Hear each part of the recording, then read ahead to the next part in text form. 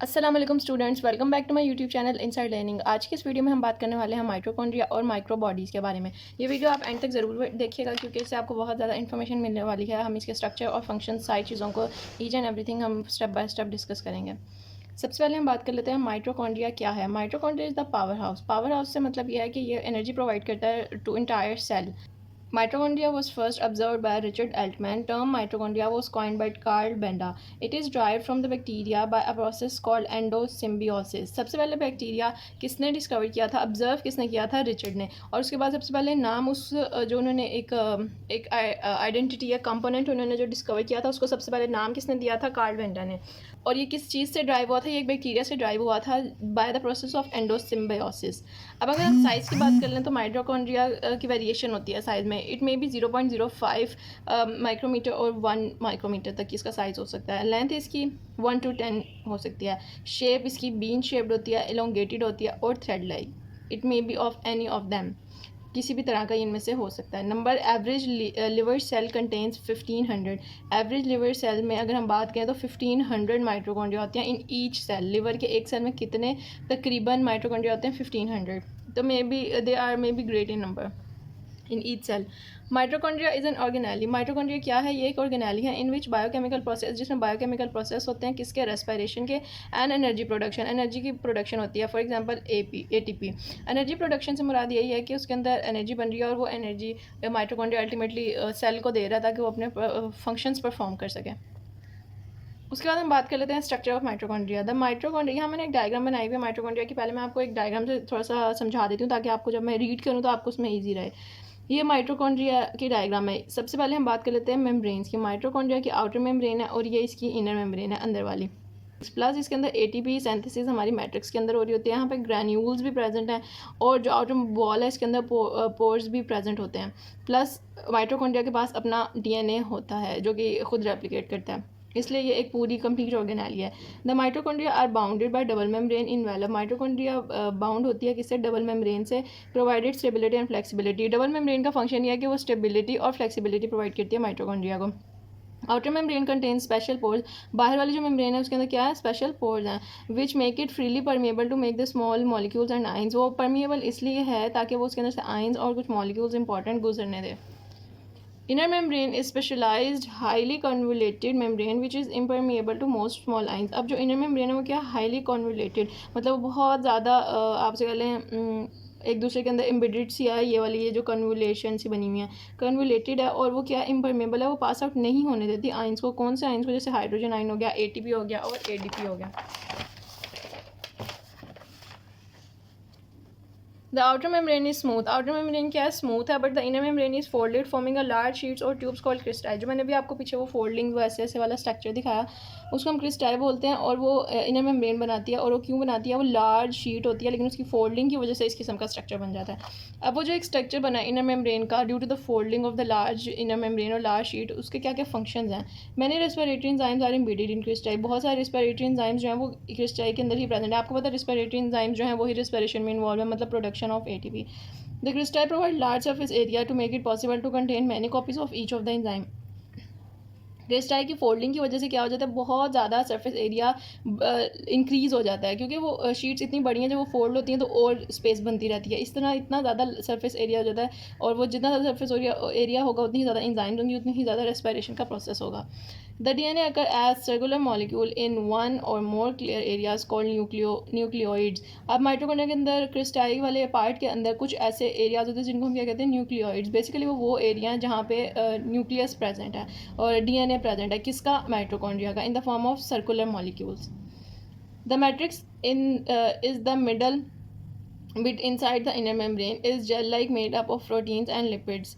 Looped mitochondrial DNA ribosomes enzyme. अब basically वो जो क्रिस्टाई है उसके वो जो एक पूरी वो ऐसे फोल्डिंग है क्रिस्टाई, उसको मैं बोल रही हूँ, उसके अंदर वाला जो लिक्विड मटेरियल है ना उसको हम कहते हैं मैट्रिक्स। क्या कहते हैं, मैट्रिक्स। यहाँ पे अगर मैं आपको दोबारा दिखाऊँ तो ये वाला जो एरिया जो अंदर सारा लिक्विड पार्ट है ये क्या है, मैट्रिक्स, ठीक है। और ये जो ऐसे कॉन्वुलेटेड फोल्डिंग्स है इसको हम क्या बोलेंगे, क्रिस्टाई। यहाँ पे मैंने मेंशन नहीं किया हुआ, मुझे यहाँ लेबल करना चाहिए कि क्रिस्टाई है। मैं आपको लिख के दिखा देती हूँ। These foldings these are called as cristae, ठीक है। ये हमारे पास बेसिकली क्रिस्टाई हैं और मैट्रिक्स जो अंदर वाला फ्लूइड है या वो विस्कस मटेरियल जो प्रेजेंट है। तो ये कुछ स्ट्रक्चर की बात हो गई है कि माइटोकॉन्ड्रिया का स्ट्रक्चर किस तरह से। अब हम थोड़ी सी फंक्शन की बात कर लेते हैं। What is the function, what are the function of mitochondria? Production of ATP की प्रोडक्शन, एनर्जी प्रोवाइड करता है, apoptosis, program cell death. Mitochondria कुछ प्रोग्रामिंग भी करता है। कुछ सेल्स जो डाई होने वाले हैं और वो अपनी अच्छी फंक्शनिंग नहीं कर रहे हैं, उनकी प्रोग्राम सेल डेथ भी प्लान करता है माइटोकॉन्ड्रिया। सेलुलर प्रोलिफरेशन रेगुलेशन करता है, स्टोरेज ऑफ कैल्शियम आयन करता है, कैल्शियम आयन को स्टोर करता है, रेगुलेशन ऑफ इनेट इम्यूनिटी की रेगुलेशन करता है, stem cell elongation in the plant, और जो स्टेम सेल्स हैं the cells that are present in the cell, उनकी रेगुलेशन करता है इन द प्लांट्स। तो ये कुछ इंपॉर्टेंट फंक्शंस थे माइटोकॉन्ड्रिया के, उसके स्ट्रक्चर की हमने बात किया। नेक्स्ट हम बात कर लेते हैं माइक्रो बॉडीज़ की। What are the micro bodies? Micro bodies are the type of organelle found in both animals and plants. Micro bodies दोनों तरह के ऑर्गेनिजम्स में है, प्लांट्स में भी है और एनिमल्स में भी है। दे आर 0.5 to 1.5 माइक्रोमीटर, और इनकी डायामीटर की क्या रेंज है? 0.5 से लेकर 1.5 तक। इंपॉर्टेंट एमसीक्यूज है कि माइक्रो बॉडीज़ का diameter range between 0.5 to 1.5 micrometre. Micro bodies present in the cytoplasm. Micro bodies कहाँ प्रेजेंट होती है? साइटोप्लाज्म में। That's why called as cytosomes, इसी वजह से इनको साइटोसोम्स भी कहा जाता है। Sometimes the micro bodies are also called as cytosomes. तो why they are called as cytosome? Because they are present in the cytoplasm. It is enclose in the single membrane. ये इंटरेस्टिंग है कि बहुत सारी ऑर्गेनाइज ऐसी हैं जो double membrane है, लेकिन माइक्रो बॉडीज़ क्या है? Single membrane. They don't contain separate DNA, और इनका अपना सेपरेट डीएनए भी नहीं है। अब माइक्रो बॉडीज़ की ना आगे दो फर्दर फैमिली के मेम्बर्स हैं। Glyoxysomes and peroxisomes are included in this family.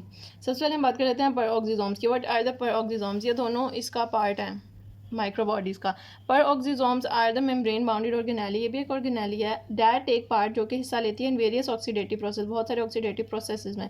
इसके फंक्शंस डिस्कस कर लेते हैं। They take part in lipid metabolism.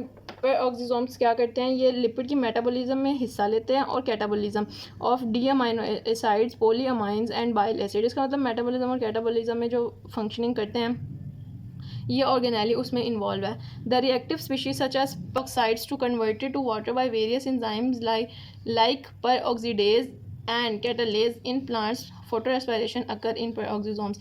बहुत इंपॉर्टेंट फंक्शन है इसके। यहाँ पे मैंने मेजर 3 फंक्शन डिस्कस किया। एक तो ये कि ये लिपिड की मेटाबॉलिज्म में और डी अमाइनो एसिड्स और पोली अमाइंस की कैटाबॉलिज्म में इन्वॉल्व है। Second, reactive species such as peroxides to convert to water by various enzyme like peroxidase and catalase। इसमें भी ये इन्वॉल्व है कि peroxidase को कैसे उसने वाटर में कन्वर्ट करना है with the help of these enzyme. Third function है कि फोटो रेस्पिरेशन भी इसके अंदर ही होती है, और फोटो रेस्पिरेशन बहुत मेजर फंक्शन है सेल का।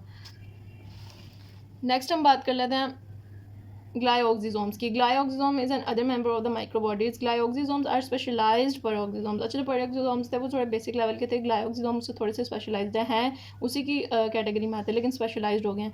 There main function is to convert fatty acid to the carbohydrates. अब इनका मेन फंक्शन, इनका फंक्शन बड़ा डिफाइंड है, डिफाइंड उनका भी है, लेकिन they are perform very highly specific function. क्या करते हैं? ये फैटी एसिड्स को कार्बोहाइड्रेट्स में कन्वर्ट कर रहे हैं glyoxysomes. They are present in plants में और फंजाई में प्रेजेंट है। They are prevalent in the germinating seeds in there fat storing tissues. ये क्या होते हैं? प्रिवेलेंट होते हैं किन में? जर्मिनेटिंग सीड्स में, in their fat storing tissues. तो ये माइक्रो बॉडीज़ की ये दो आगे फर्दर मेंबर्स थे, पेरोक्सिसोम्स एंड ग्लाइओक्सिसोम्स, जिसको हमने डिस्कस कर लिया। तो आज की वीडियो का एक थोड़ा सा ओवरव्यू कर लेते हैं कि आज हमने क्या क्या पढ़ा। आज हमने पढ़ा कि माइटोकॉन्ड्रिया क्या है, किसने माइटोकॉन्ड्रिया को डिस्कवर किया, उसके कुछ बेसिक फीचर्स, उसका स्ट्रक्चर। फिर हमने बात की माइटोकॉन्ड्रिया के फंक्शंस की। फिर हमने देखा कि माइक्रो बॉडीज़ क्या हैं और माइक्रो बॉडीज़ की कौन से फैमिली मेम्बर्स हैं, ग्लाइओक्सिसोम्स और पेरोक्सिसोम्स, और फिर हमने उनके फंक्शंस को डिस्कस किया। आई होप मेरी ये वीडियो आपको अच्छी लगी होगी, तो आप मेरे फ्रेंड्स के साथ इसको ज़रूर शेयर करें, और मेरी चैनल पे मौजूद बाकी वीडियोस को भी जाके ज़रूर देखें। और अगर आपका इस टॉपिक से रेलिवेंट कोई भी क्वेश्चन है तो आप मुझे कमेंट सेक्शन में ज़रूर पूछ सकते हैं। Thank you.